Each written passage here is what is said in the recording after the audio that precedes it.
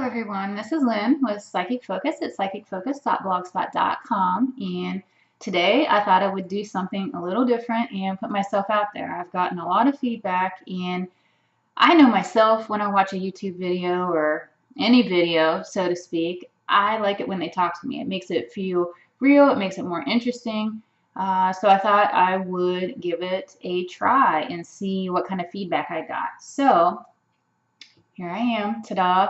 And today's post for Friday, I called it the Friday round robin. It was a lot of uh, random questions that were given to me, so I thought I would compile them and just do a Friday session. I think it's kind of fun to go into the weekend when you have some different topics to think about, percolate, and I love the community here. So with all the sharing and comments, I thought it would be fun. So I will go ahead and get started. Okay, so the first question, as I read it off here, a lot of the world's coolest civilizations were wiped off the face of the earth in the worst possible ways, which makes me wonder, when a culture reaches a certain spiritual apex, are they designed to be cosmically removed from this place because the said culture really has no point in being here anymore, like they've evolved past the cesspit of a realm? And so when I thought about this and I tuned into it, I saw this cycle, and most things in the world, events, even in our life, they involve a birth and a death of something.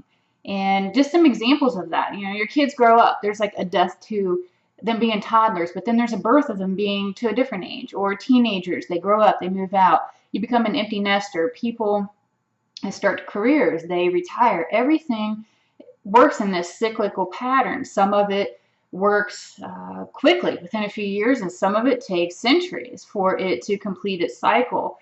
So when I looked at this, I got that societies, they're the same way. They form, they grow, they thrive, and then at some point they either evolve and change because circumstances around them change, or they die off and then in their place something else forms. So I did see that it was inevitable that that was going to happen. It all happens in different ways. Sometimes it's because the civilization can't sustain. Sometimes it's because of things in the environment that create that to happen. It just really depends on what you're talking about and where they're at. But inevitably, yes, I do get that. We evolve to a certain point and then you have to change in order to continue evolving, or you basically die and then something else creates something else, a new society in its place. So that's what I got with that. Okay, so the next question. Many people suggest that there's no heaven and no hell, but how do they explain the possession of people by demons and other negative entities? It can't be their imagination if it takes 3 or 4 people to hold down a child, people levitating, speaking in unknown languages. If they are demons, then don't they reside in hell? And so, again, when I looked at this, I get that there is no real heaven and hell. I get that there are negative and positive entities in the spirit realm, but it's not called heaven. It's not called hell. I don't see a realm where there's fiery pits and all these things. I get that in spirit there's low vibe beings just as there's light beings. There's a balance to all of it. So people that are sensitive, especially empathic people, or people that really pick up on things when they don't properly have protection and they go into a situation, sometimes knowing, sometimes unknowing, make themselves vulnerable. These negative entities, just like anything else, it wants to be heard. It wants to be in our 3D world. So they will see a vulnerable person, a vulnerable situation, and they take advantage of it. And they see that person, it's like a beacon. It just draws them in, and they're powerful. So people that they play with dark magic. This was something else I talked about when I did the blog. They think it's innocent, and stay away from Ouija boards. I know Halloween's coming up. Stay away from Ouija boards. I mean, darker beings, they flock to that.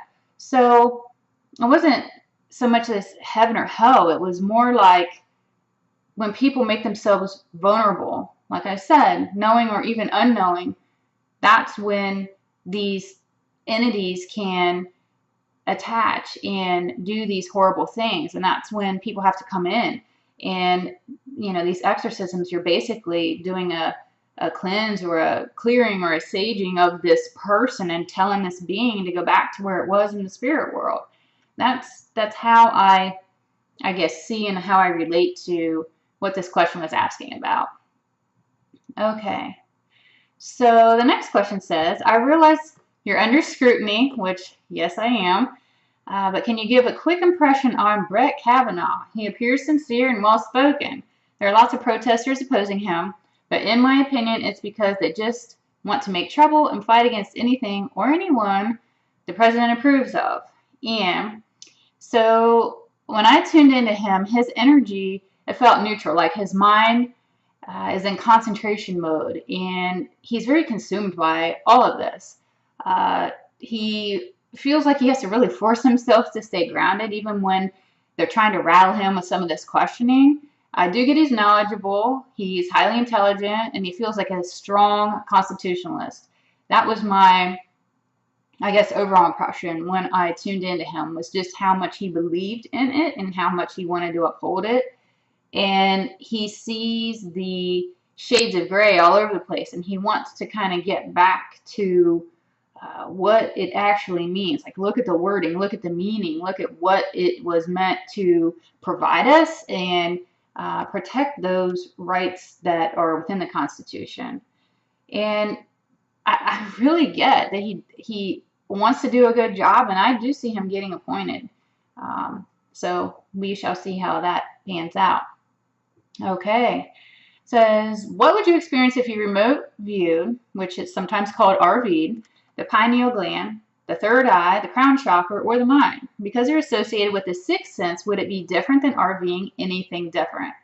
And when I looked at this, I see having to take a similar approach like I talked about when I did the virus reading. And then it's not so much an RV, it's more of a clairvoyant perspective in my mind's eye. So when I look at these things, it's more, I see it, I don't feel like I'm being RV'd to where it is. When I RV something, it's more of a location. It could be past, present, future, that is true, but I see it more tied to a geographic place. And it could be an event that happened at the geographic place, the energy tied to it, but I see it more of a transference of myself to there versus me just being able to see what's going on. Okay, next question. It says, Lynn, could you do a reading on how to detox your body from heavy metals? Does honey have an effect at all with drops of coriander oil, and what dose, if that would work, and also coconut oil? So I got a couple of things with this. And one I got that, first, I do need to disclose, I'm not a doctor. I have not studied medicine. That's just something I have to put out there. Always entrust your gut.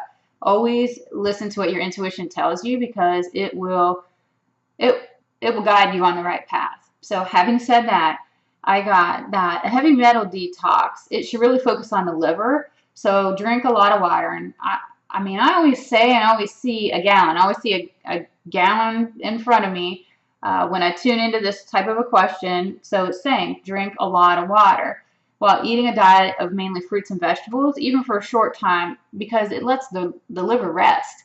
When the liver is resting, it's healing. It's alleviating resources for your body to heal.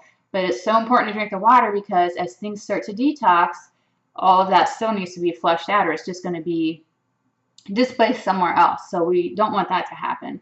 I get honey's great for your immune system if it is natural and ideally bought locally. You want honey that's local to where you're at, because it has the antibodies and immunities of those things that are found within your environment. So that's something to be mindful of. Coconut oil is terrific for your lymph system. And when I think about coconut oil, I always see someone doing oil pulling. And what that is you take a spoonful of oil, you put it in your mouth, and you hold it there, ideally for 20 minutes if you can stand the taste and the texture. What that's doing is it's cleaning everything out, because things filter through your lymph system in your mouth. So do that, and then you spit it out. You do not want to swallow it, because then you're just ingesting what you've detoxed from your body. So I do see that being very beneficial and helpful. And one thing that I wanted to mention, because this came to me, um, and they didn't specifically ask this, but a while ago I had pondered, are mammograms safe? They talk about radiation and the exposure to radiation, and now they want to do 3D mammograms and things like that. And it's like, what's the cost benefit? Is it beneficial to do it? Because if you do detect something, you want it to be found early. You want to be able to mitigate it and move forward. So I really pondered, you know, the safety of it versus what you gain from it, or are you just putting radiation in your body that's cumulative, that's going to build up and cause other problems later?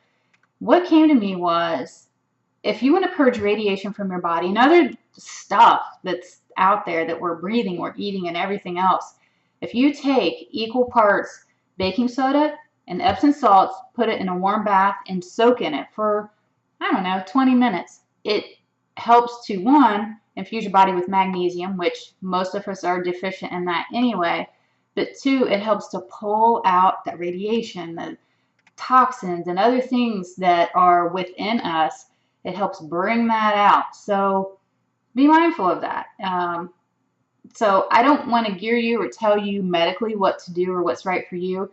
These are just things to ponder and consider and think about, maybe how you want to approach things, or maybe mitigate some toxicity or radiation that you have floating within your own body.